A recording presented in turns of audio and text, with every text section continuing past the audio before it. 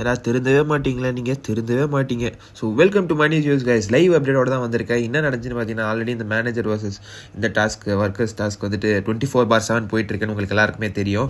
So என்ன நடக்குதுன்னு பார்த்தீங்கன்னா, திருப்பி நைட் ஆனால் நம்ம தர்ஷிகா விஷால் அந்த கிரிஞ்சு கண்டென்ட்டை பார்க்க வேண்டியதாக இருக்குது. என்ன ஆச்சுன்னா, இதில் முக்கியமான ஒரு விஷயம் வந்திருக்கு. ஸோ அதை பற்றி தான் பார்க்க போகிறோம். என்ன நடந்துச்சுன்னா, நம்ம தர்ஷிகா வந்துட்டு விஷாலுக்கு கொடுத்த லெட்டரா இல்லை விஷால் வந்து தர்ஷிகா கொடுத்த லெட்டரான்னு தெரியல. அந்த லெட்டரை வந்துட்டு தர்ஷிகா வந்துட்டு ஸ்கூல் டாஸ்கில் கொடுத்தது போல் அதை வந்துட்டு பாதுகாப்பாக வச்சிருக்காங்க. அந்த லெட்டரை வந்துட்டு வச்சிருக்கும் போது நம்ம அருண் அவர்கள் வந்துட்டு தர்ஷிகாவுக்கு பர்மிஷன் இல்லாமல் அந்த லெட்டரை எடுத்து படிச்சிருக்காப்புல. ஏன்டா அருண், உனக்கு வேற வேலை கிடையாதாடா? எதுக்கு வீட்டில் இருக்க? சும்மா ஏதாவது கத்திட்டு ஏதாவது தெரிஞ்சுக்கிட்டு ஏடா அவங்க 2 பேரும் ஒரு லெட்டர் கொடுத்துருக்காங்க, அது எப்போ நீ 3வது ஆளாக போய் படிப்ப? ஏண்டா ஒரு மண்டையில் கொஞ்சமாச்சும் மூளை இருக்காடா அப்படின்ற மாதிரி தான் கேட்க தோணுது. இதை வந்துட்டு அவர் பர்மிஷன் இல்லாமல் போய் படிச்சிருக்காரு போல்.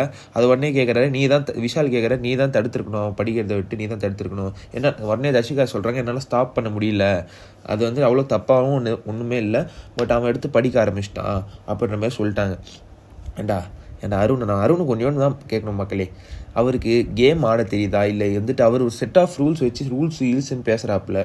ஏண்டா இன்னொருத்தவங்க கொடுத்த லெட்டர் நீ எப்படா படிப்ப கேட்குறேன் ஏண்டா அப்படின்ற மாதிரி தான் கேட்க தோணுது நண்பர்களே. ஸோ இதை பற்றி நீங்கள் என்ன நினைக்கிறீங்க மறக்காம கமெண்ட்ஸை சொல்லுங்கள். அடுத்து என்ன ஆகுதுன்னா, அன்ஷிதாவுக்கு வந்துட்டு நீங்கள் வந்துட்டு அன்ஷிதா டீமுக்கே போயிடு அப்படின்ற மாதிரி இன்டெரக்டாக சொல்கிறாங்க.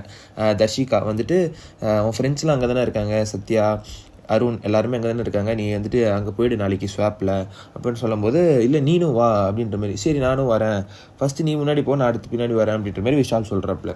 அடுத்து என்ன ஆகுதுன்னா, வெளியே வந்துட்டு நைட்டு வந்துட்டு எல்லோரும் உட்காந்து சாப்பிட்டுட்டு இருக்கும்போது விஷால் வந்து அங்கே இருந்தாப்புல, அன்ஷிதாவோட இருந்தாப்புல. ஸோ அது வந்துட்டு தர்ஷிகா அவர்களுக்கு பொசசிவ் ஆகிடுச்சு.